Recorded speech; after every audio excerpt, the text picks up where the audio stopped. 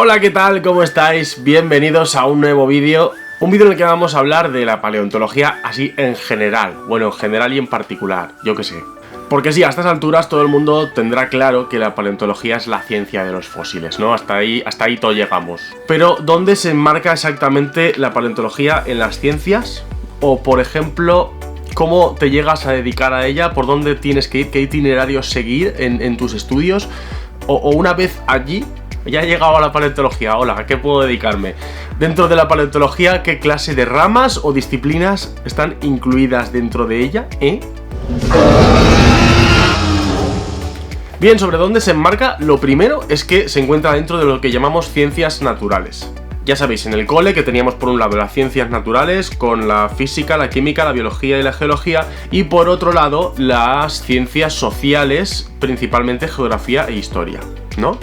Pues eso, nos enmarcaríamos dentro de las ciencias naturales. ¿Y a qué ciencia natural pertenece? Pues resulta que la paleontología está a caballo, a medio camino, entre la geología o las ciencias de la Tierra y la biología o las ciencias de la vida. Justo ahí en medio.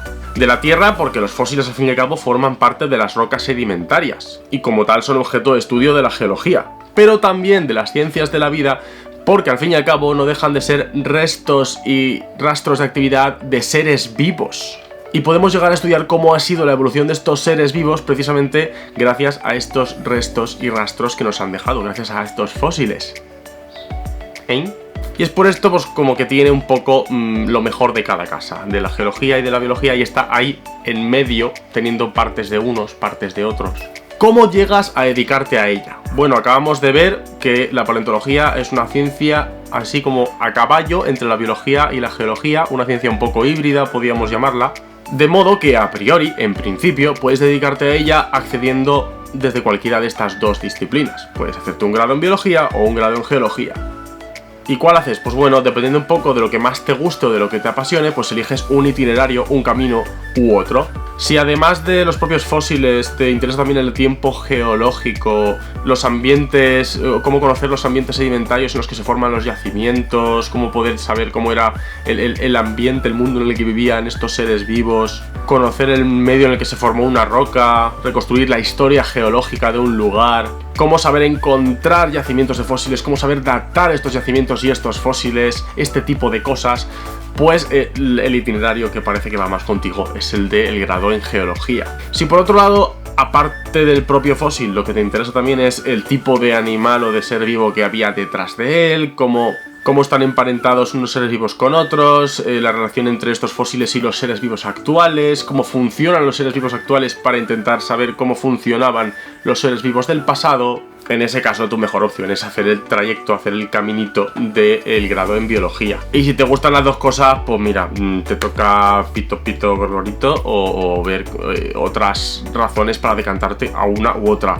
En mi caso me gustaban las dos, era tan bichero como también fan o aficionado a la geología. Pero por ejemplo en Valencia tenía la opción de la licenciatura en biología y no había licenciatura en geología, así que digamos que para no moverme mucho de casa la hice por biología, y yo tan contento porque ya has dicho que yo también era y soy muy bichero. Así que todo es cuestión de ver pues qué te viene bien, qué te gusta más, o si las facultades te gustan más una que otra o algo, si es que te gustan las dos. Si por el contrario tienes muy claro qué clase de estudios con los fósiles te interesan, pues entonces sí que puedes un poco decantarte hacia uno o hacia otro. También es verdad que por experiencia propia, por experiencia de mis compañeros, de mis amigos, de mis colegas de profesión, luego ves a gente que llega de muchas maneras con estudios súper variopintos. Conozco más de un paleontólogo que viene de ciencias ambientales, que al fin y al cabo también tiene parte de biología y parte de geología, y conozco gente que se está dedicando a la paleontología viniendo incluso de carreras más diferentes, más alejadas, pero que de alguna manera van a encaminarse, a especializarse hacia puntos en común con la paleontología. Así que mira. Respecto a qué subdisciplinas hay dentro de la paleontología, pues ancha es Castilla. De hecho, todo depende de lo mucho que quieras subdividirla, porque puedes empezar a subdividir y a subdividir y a subdividir y no parar. No parar hasta ser súper específico. Pero bueno, vamos a mencionar las principales ramas, las principales subdisciplinas de la paleontología y otro día si eso ya hablamos de cada una de ellas. La primera subdisciplina de la que os quiero hablar es una que es muy poco conocida fuera del ambiente de la paleontología. Popularmente es poco conocida, pero es súper útil y os va a flipar. Se trata de la tafonomía. Tafonomía, cuyo nombre significa las leyes del enterramiento. Tafos, enterramiento, nomía, pues leyes más o menos, las leyes del enterramiento. Viene a estudiar el proceso de formación de los fósiles. Procesos que incluyen desde que se forma el propio fósil hasta que lo tenemos en nuestras manos. Bueno, desde que se forma el fósil no, desde que se producen los primeros restos que darán lugar al fósil. O sea, desde que, por ejemplo, el animal muere hasta que tenemos el esqueletito en el yacimiento, ¿no? Todas las calamidades que le ocurren al cadáver desde que el animal muere hasta que queda enterrado, el proceso de fosilización, todo lo que le ocurre una vez enterrado a esos restos hasta que lo tenemos en el yacimiento, todo eso lo estudia la tafonomía. Pero ojo, no siempre estamos hablando solo de restos en plan un esqueleto o un trozo de hueso en el que ha hecho falta que el animal muriera como tal, porque, como recordaréis, fósiles hay de muchos tipos y todos ellos, su formación, los estudia la tafonomía. Por ello nosotros nos solemos referir a este proceso como la producción del fósil, porque hay muchas maneras de producir el resto que da lugar al fósil como tal. Como por ejemplo cuando un animal deja una huella en el barro, o cuando comiendo se le cae un diente, o cuando hace caca, o cuando a un árbol se le cae una hoja o un chorretón de resina. Todo eso son momentos de producción de restos que van a dar lugar a fósiles sin necesidad de la muerte del individuo en ese mismo momento de la producción. Todos esos restos también van a quedar enterrados y van a empezar un proceso de fosilización, y todo eso también lo estudia la tafonomía.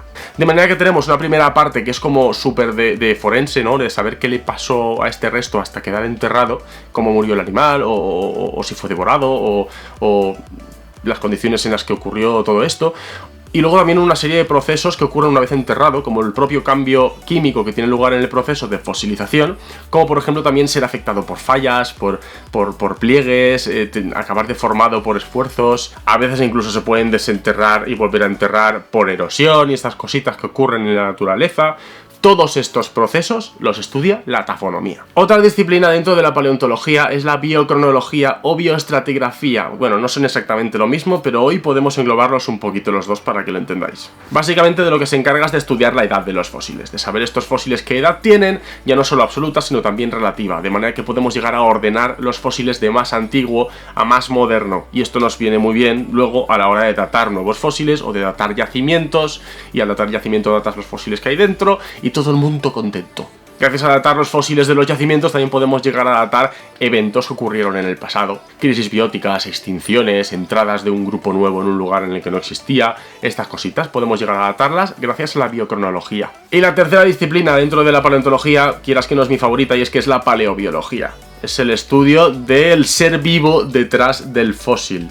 Es el estudio como tal de los seres vivos del pasado gracias a estos fósiles, que son los últimos restos que nos quedan de ellos. Incluye desde el estudio de su anatomía, de la anatomía de este fósil como tal y su clasificación, hasta el estudio e inferencia, por ejemplo, del ecosistema en el que vivían estos seres vivos, pasando también por el estudio del proceso evolutivo de este grupo de seres vivos, el estudio de su fisiología, incluso posiblemente de su comportamiento, un porrón de cosas, vaya, un porrón de cosas todas muy biológicas. Y como tal podemos incluso subdividirla mucho más, abarca tantas cosas tan diferentes que podemos subdividirla mucho más. Por ejemplo, para el estudio de los fósiles de animales la subdividiríamos en paleozoología, y para el estudio de fósiles de vegetales y hongos hablaríamos de paleobotánica. Para el estudio de los rastros de la actividad de estos seres vivos y posibles inferencias de comportamiento y demás hablaríamos de paleoicnología, que estudiaría las huellas, rastros y demás rastros de seres vivos y tal.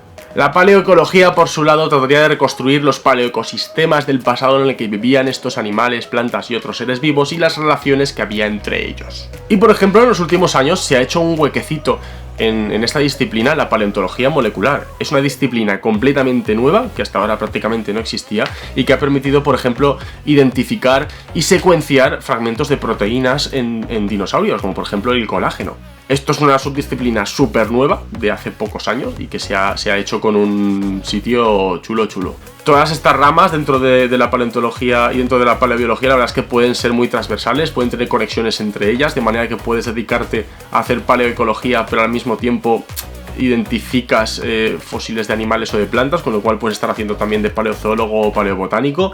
Está todo muy relacionado y está también relacionado con otras ciencias. Ya sabéis, chicos, hoy en día, en pleno siglo XXI, la ciencia, más que nunca, porque siempre lo ha sido, más que nunca es interdisciplinar.